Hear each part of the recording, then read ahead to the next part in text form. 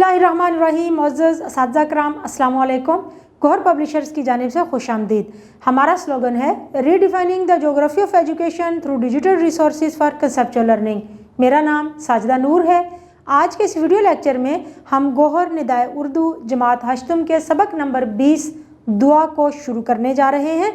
तो आइए चलते हैं हासिलाते ताल्लुम की जानिब। मुअज़्ज़ज़ असातिज़ा किराम, इस सबक को पढ़ने के बाद तलबा इस काबिल हो जाएंगे कि वो कहानी, नज़्म, वाक़या, तकरीर, ऐलान, खुतबा, गुफ्तगू, ख़बर, ड्रामा, हदायत और फीचर सुनकर मरकज़ी ख़्याल बयान कर सकें। यानी कि वो जो कुछ भी पढ़ें, चाहे वो कहानी हो, वो नज़्म हो, वो खुलासा हो, वो कोई ड्रामा, हदायत हो, तो उसका मरकज़ी ख़्याल बयान कर सकें। यानी कि बुनियादी नुक्ता जिस पर उस शायर ने या उस मुसन्निफ़ ने वो लिखा है मतन, वो बुनियादी नुक्ता उनको समझ में आ जाए, वो बयान कर सकें। और ये तो बच्चों को सबसे पहले हमने बताना ही है कि मरकज़ी ख़्याल क्या होता है। किसी भी नज़म या नसर का मुख्तसर लेकिन जामे तारुफ़ जिसको बुनियाद बनाकर वो नज़म या नसर लिखी जा रही है, मरकज़ी ख़्याल कहलाता है। मुख्तलिफ़ मौज़ूआत से मुतल्लिक़ अपने मुशाहिदात, मालूमात, ख़यालात और एहसासात को तसलसल से बयान कर सकें। यानी कि हमारे मुआशरे में, हमारे इर्द गिर्द बहुत सारे मसाइल हैं, बहुत सारे मौज़ूआत हैं जिनके बारे में उनकी मालूमात पुख्ता हों। वो अपनी मालूमात का, अपने ख़यालात और एहसासात का तसलसल और रब्त के साथ इजहार ख़याल कर सकें। उनको इजहार ख़याल की आज़ादी मिलनी चाहिए। तो इस मकसद के लिए हमने बच्चों को ख़ुद तैयार करना है। कमरे जमात में हमने उनको ऐसा माहौल मुहैया करना है कि जिसमें वो अपने ख़यालात का इजहार कर सकें।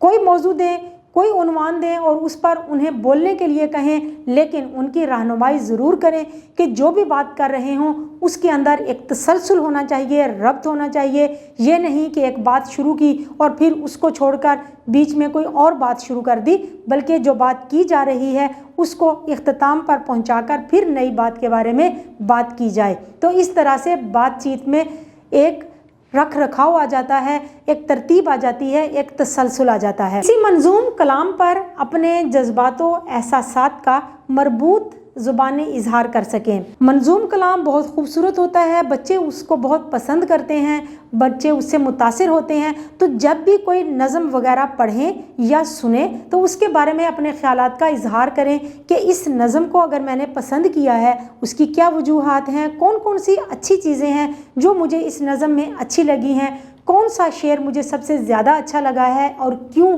किस वजह से, और अगर मुझे ये नज़म पसंद नहीं आई तो इसकी क्या वजूहात हैं। यानी वो अपने ख़यालात का इजहार कर सकें। यहाँ पर फिर वही बात आ जाती है कि बच्चों को इजहार राय की आज़ादी मिलनी चाहिए, लेकिन उस इजहार राय में एक तसलसल और रब्त होना चाहिए।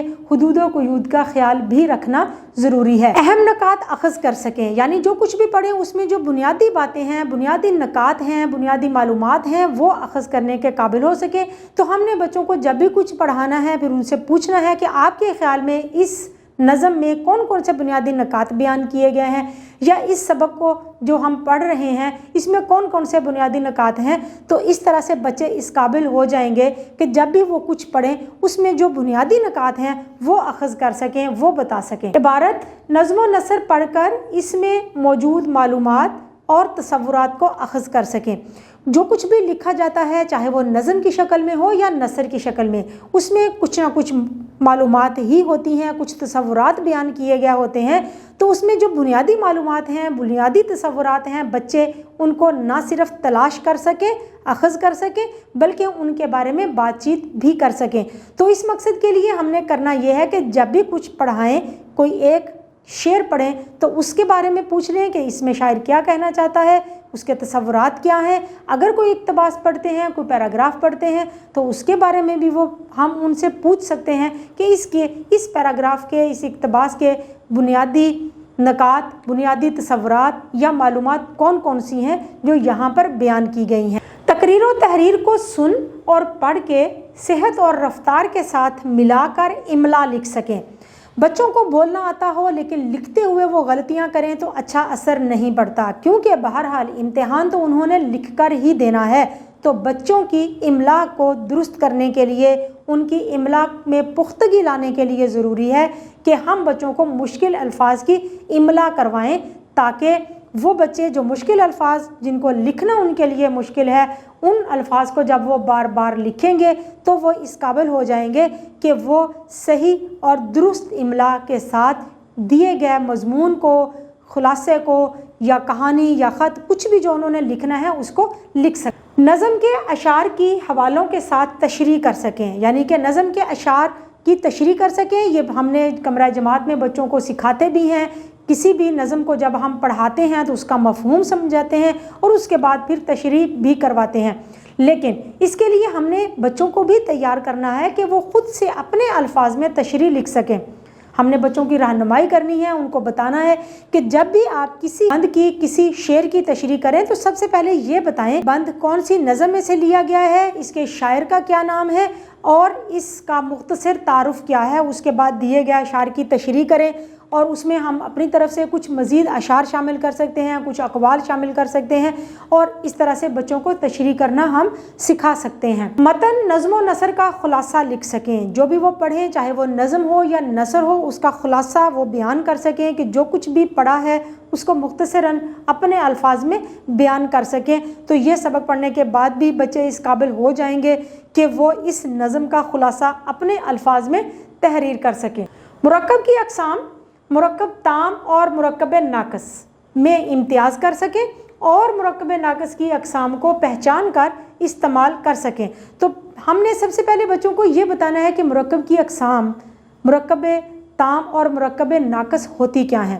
مرکب تام وہ جملہ ہے جس کا پورا مطلب سمجھ میں آ جائے، مثلا میں یہ کتاب پڑھتی ہوں، یہ کتاب بہت دلچسپ ہے۔ لیکن مرکب ناقص وہ جملہ ہوتا ہے جو نامکمل ہوتا ہے اور اس کو ہم سمجھ نہیں سکتے کہ کہنے والا کیا کہنا چاہ رہا ہے، مثلا خوشگوار موسم، دلچسپ کتاب۔ تو یہ مرکب ناقص کی مثالیں ہیں۔ تو بچوں کو مرکب تام اور مرکب ناقص کی تعریف، اس کے بعد مثالیں دے کر سمجھائیں، پھر کمرہ جماعت میں ان کو مختلف سرگرمیاں کروائیں، مختلف جملے دیں جن میں سے مرکب تام اور مرکب ناقص کو الگ کرنا ہے۔ اس مقصد کے لیے ہماری مشق میں بھی ایک سرگرمی دی گئی ہے، لیکن اس کو سامنے رکھ کر آپ مزید سرگرمیاں بھی ترتیب دے سکتے ہیں جو یہ حاصلات تعلم جو ہے اس کے حصول میں آپ کے لیے مددگار ثابت ہوں گی۔ معزز اساتذہ کرام، امید ہے کہ آپ کو آج کا یہ ویڈیو لیکچر بہت اچھا لگا ہوگا۔ آپ کی مدد کے لیے ہماری ویب سائٹ www.goharpublishers.com پر scheme of studies, model papers اور لیسن پلان دیے گئے ہیں، آپ وہاں سے بھی مدد لے سکتے ہیں۔ انشاءاللہ اگلی ویڈیو میں اگلے لیکچر کے ساتھ پھر ملیں گے، تب تک کے لیے اللہ حافظ۔